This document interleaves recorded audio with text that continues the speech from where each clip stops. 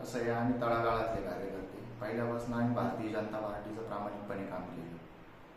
या येत्या 8-10 दिवसात जे काही आम्ही राजीनामा दिले या 2-3 दिवसापूर्वी, त्याचं कारण असं का भारतीताईंचा मनमानी कारभार. भारतीताईंचा कधी आमच्याशी संपर्क नाही. भारतीताईंना कधी गेलं तर भारतीताई आमचे फोन घेत नव्हते, आमच्या कार्यकर्त्यांचे कामं होत नव्हते.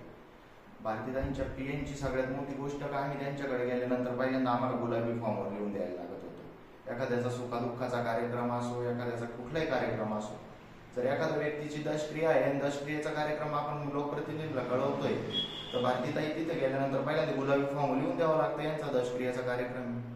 त्याच्यानंतर पहिली गोष्ट म्हणजे असं, काल परवा आमच्यावाली आम्ही राजीनामे दिले. आम्ही स्वाभिमानी कार्यकर्ते, आम्ही आमचा स्वाभिमान बाळगून आम्ही आमचे राजीनामे दिले. त्यानंतर आमच्या जिल्हा अध्यक्षांनी आमच्या जिल्हा युवा मोर्चाचे जिल्हा अध्यक्ष योगेशजी बर्डे यांचं एक पत्राद्वारे हे केलं की निलंबन केलंय, हकालपट्टी केली. पहिली गोष्ट, हकालपट्टी हा शब्द आमच्या मनालाही पटत नाही, जनतेलाही कळतंय की आम्ही हकालपट्टी करण्यापेक्षा आम्ही स्वाभिमानाने आम्ही आधी आमचे राजीनामे तुमच्याकडे दिले.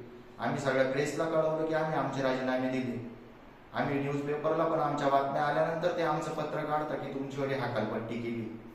हकालपट्टीचा प्रश्नच कुठं राहत नाही. त्यानंतर ताईंनी आमच्यावाले जेव्हा राजीनामे गेले, सगळीकडे न्यूजमध्ये आलं.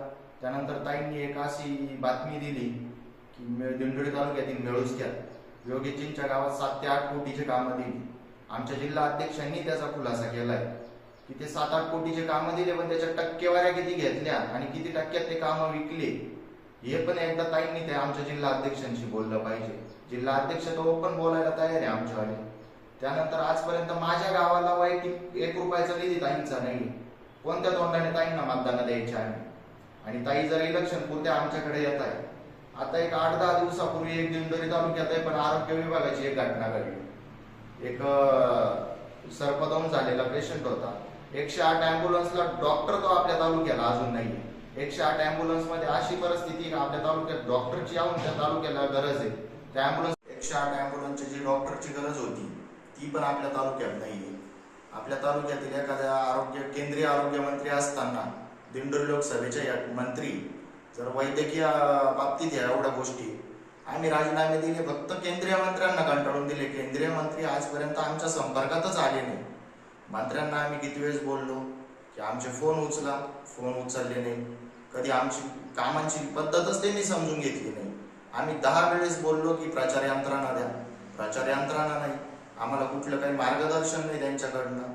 लोकांचे छोटे मोठे कामं सुद्धा काहींना करायला जीवावर यायला लागले होते. भविष्यात जर अशी परिस्थिती राहिली तर माझ्या अंदाजे मला माहिती आहे का पक्षामधनं अंतर्गत आम्ही 15 वर्षापासून काम करतोय. 15 वर्षात आमचेही थोडेफार लोकांशी ओळखी, लोक आम्हालाही फोन करताय की तुम्ही घेतलेला निर्णय योग्य आहे. आज ताईंची परिस्थिती अशी आहे की हा उमेदवार निवडूनच येऊ शकत नाही. हा उमेदवार आजही पडलेला आहे. हे आम्ही आजही सांगतोय. अजूनही पक्षाकडे वेळ आहे की उमेदवारी बदला. उमेदवारी बदलली तर आपला हा मतदारसंघ सुरक्षित राहील. आपल्या पार्टीचं नाव होईल. आपली पार्टी 20 वर्षापासूनचं रेकॉर्ड आपल्याकडे राहील. 15 वर्ष हरिचंद्र चव्हाण खासदार होते, 5 वर्ष ताई होते. पण त्या 15 वर्षातली वागणूक आणि या 5 वर्षातली वागणूक ही कार्यकर्त्यांनी अनुभवली. ताईंचं बिलकुलही या मतदारसंघाकडे लक्ष नाही, कार्यकर्त्यांकडे लक्ष नाहीये. त्यामुळे काही करून ही उमेदवारी बदलली तर मतदारसंघ वाचेल या अपेक्षा आम्ही करतो. आमच्या जिल्हा अध्यक्षांवर जी कारवाई केली आणि जिल्हा अध्यक्षांनी केली ती तर मनाला शोभणारीच नाहीये. जिल्हा अध्यक्षांवरती दबाव टाकून कसं करायचं ते केंद्रीय मंत्र्यांनी दबाव करून हकालपट्टीचं पत्र काढलं. हे जनतेलाही कळतंय की ही हकालपट्टी योग्य नाहीये. स्वाभिमान ठेवून आम्ही राजीनामे दिले. आमच्या राजीनाम्यानंतर तुम्ही हकालपट्टी करताय, कितपत योग्य आहे? ताईंचे जे काही जवळपासचे लोक आहे, ताईंचे किती काय करताय. ज्या लोकांचं मतदारसंघात अजिबात एक मतदान नाहीये ते लोक ताई आज घेऊन फिरताय. त्या लोकांच्या जीवावर जर ताई निवडून येणार असतील, पक्षांनी याचा विचार केला पाहिजे की नाशिक लोकसभेतले कार्यकर्ते दिंडोरी लोकसभेत प्रचाराला येत आहेत ताईंचे, आणि ते जर ताईंना मतदान करून निवडून देणार आहे तर पक्ष याची कुठेतरी दखल घेईल. ज्या काही गोष्टी होणार आहे त्या आताच वेळोवेळी आपण लक्षात आणून देणं गरजेचं आहे. आम्ही पक्षाचं काम तळमळीने केलंय. आजही उमेदवार बदलला तर मतदारसंघ वाचेल ही अपेक्षा आम्ही व्यक्त करतो.